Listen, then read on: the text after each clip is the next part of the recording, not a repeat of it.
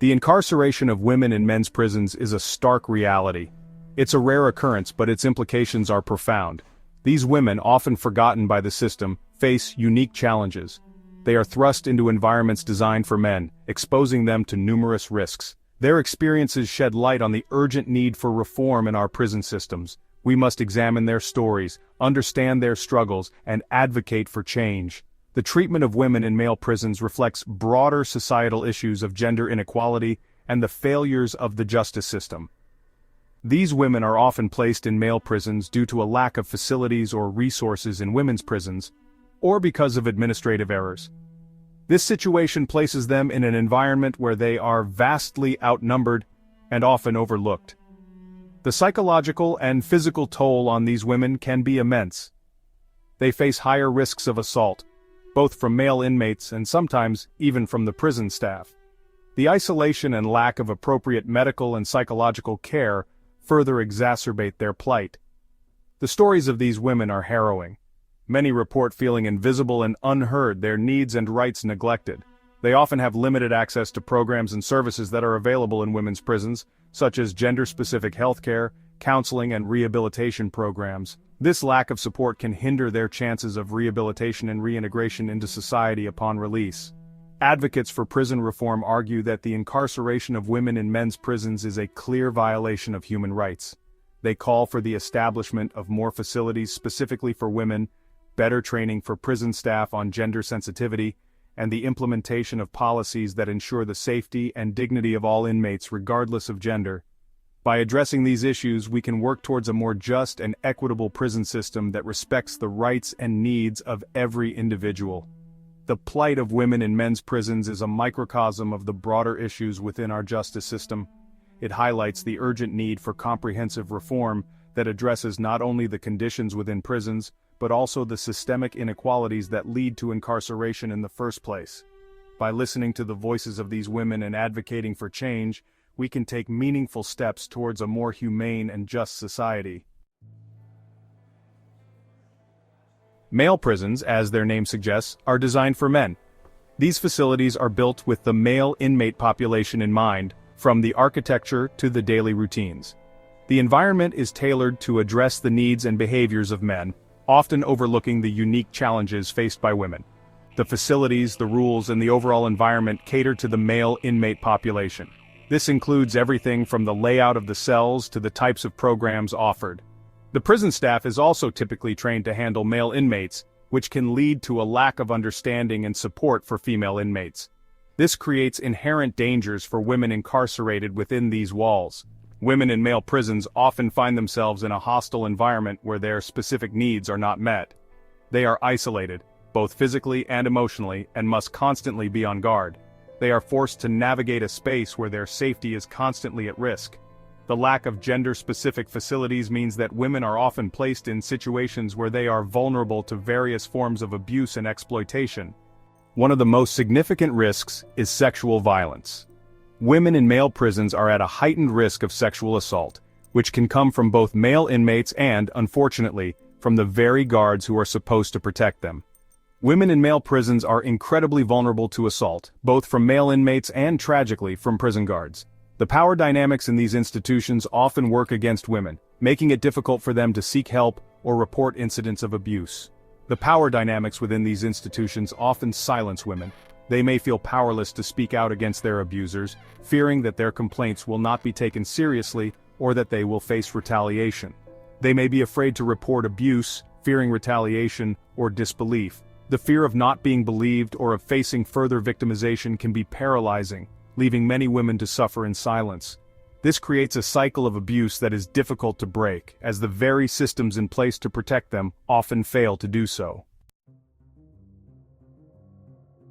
The psychological impact on women in male prisons is immense. The constant fear for their safety, the lack of privacy, and the absence of female companionship take a severe toll on their mental well-being. The isolation they experience can be debilitating. Many women in this situation experience anxiety, depression, and post-traumatic stress disorder. The lack of adequate mental health services in prisons further exacerbates these issues. Women may not have access to therapy, counseling, or appropriate medication. In the face of such adversity, women in male prisons often develop remarkable coping mechanisms. One such mechanism is the formation of pseudo-families. These are support networks created amongst women inmates, offering a sense of kinship and belonging.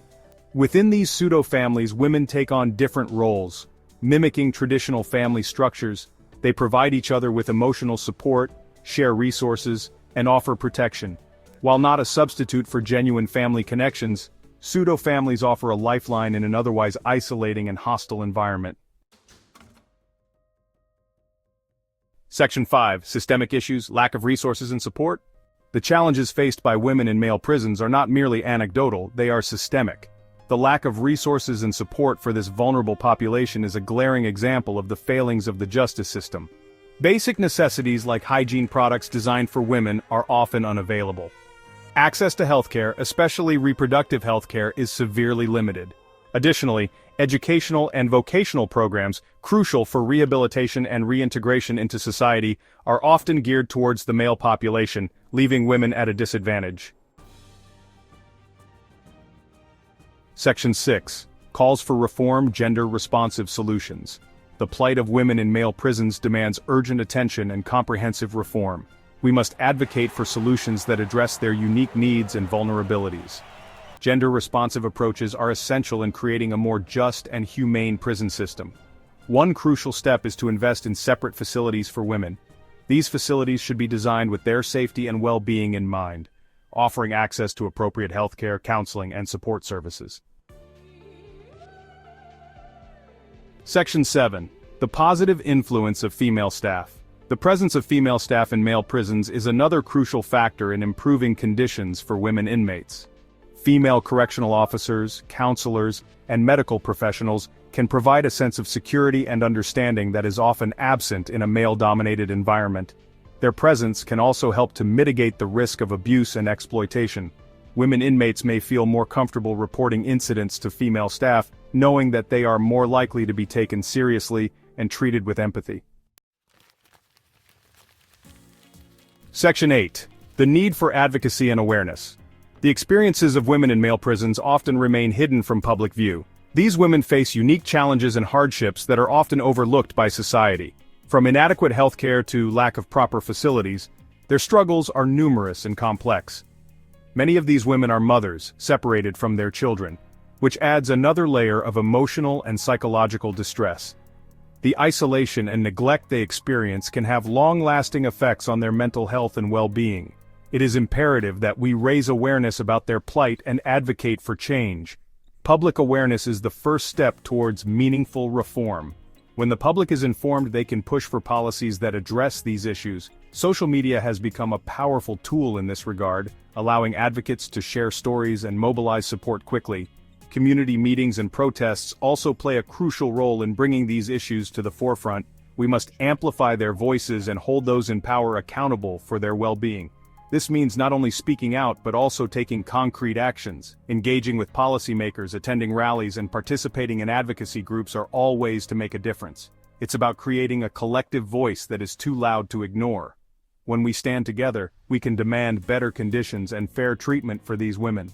This requires supporting organizations that work on prison reform, advocating for policy changes, and providing resources for those affected.